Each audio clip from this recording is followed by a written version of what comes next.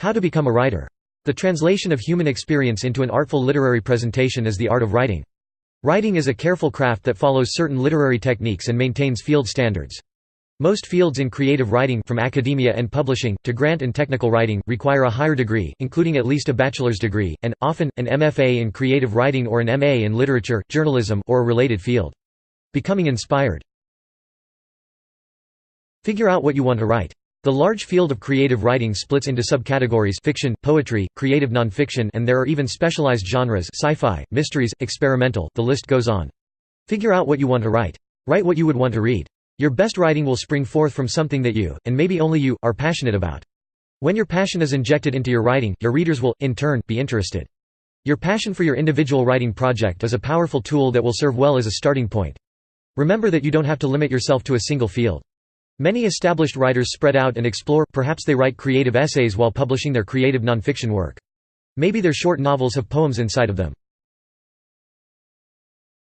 Set your own routine. Establish a particular time of day, location, and atmosphere for your writing sessions. As you establish this routine, the creative side of your brain will become accustomed to working in these familiar conditions. Things to consider are: noise. Some writers enjoy absolute quiet. Others will listen to music to jog their creative juices. Others will want the company of friends to bounce ideas. Time. Some writers jot down thoughts just before they sleep. Early mornings hours work well for others, as fewer people are awake to bother them. Other writers may enjoy being badgered, and therefore write in between coffee break or other work sessions. Other writers will like long periods of undisturbed writing time, and dedicate their weekends to writing. Location. Establishing a particular building, room, or even chair can help the writing process. This familiarity will train your brain to work creatively, or technically, to suit your goals. Read and learn. Reread the things you have enjoyed and study them. Figure out what makes them effective, what makes them work. Try to understand the structure of your favorite poem, or the evolution of the characters in your favorite novel. Find a sentence that you think is great, and wonder, why did that author choose that phrase? This word? Do not limit yourself single genres or fields. To truly enrich your writing experience, you must explore. You may not enjoy fantasy, but other people read and write fantasy for a reason. Read with this motto in mind: I read to write. I read to learn. I read to be inspired. Be an explorer. Notice things. Pay attention to the world around you. Look for mysteries and try to solve them. If you have questions, pursue the answers with obsessive interest. Take special note of the quirky and unusual. When writing, having noticed things will help give you something to write about. Moreover, it can help make your writing more compelling, richer, and more realistic. Here are some pointers that will help you explore the world around you. Nothing is ordinary or boring. There's something odd or special about everyone and everything. There's a mystery in front of you, a TV that won't turn on, a bird that won't fly.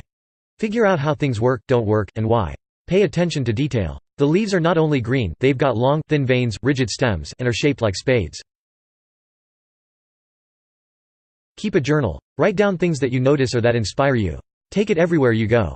Some famous writers even went as far as to sew extra pockets into their jackets in order to carry more scraps of paper.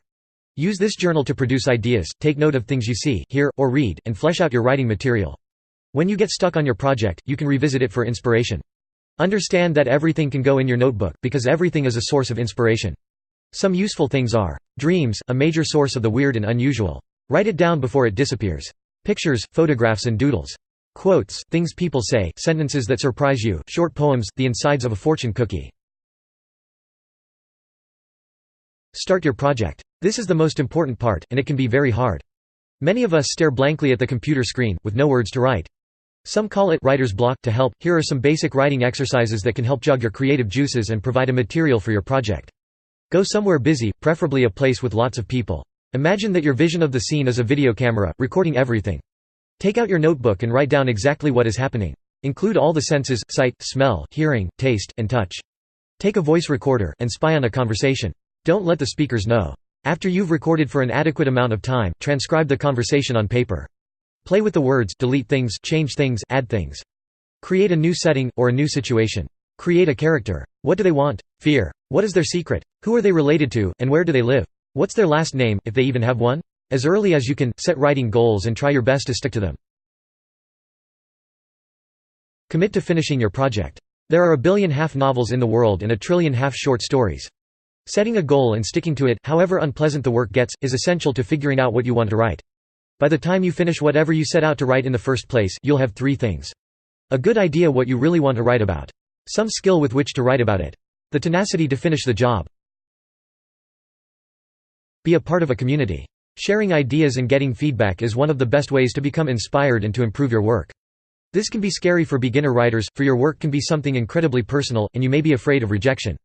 However, writing in isolation means that not only is no one reading your work, but you can also run the risk of compounding bad habits, being too wordy, redundant, or melodramatic, etc.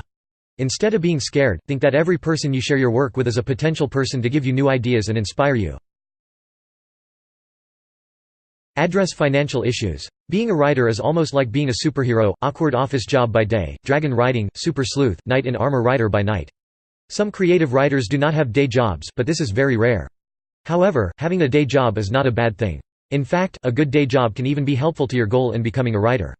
When finding your dream day job, here are some things to consider. Does it pay the bills? A good day job should ease your financial burden so you can write without worry. Stress is not conducive to your project. Does it leave you enough time and energy to write? A good day job should be easy enough on your energy level so that you're not exhausted afterwards. Does it provide a good distraction? Having a space away from your writing work can be helpful. Spending too much time on a single project can be overly immersive. It is good to take a step back. Does it have other creative people? A good day job should give you awesome coworkers. Creative people are everywhere. They are not just writers or artists.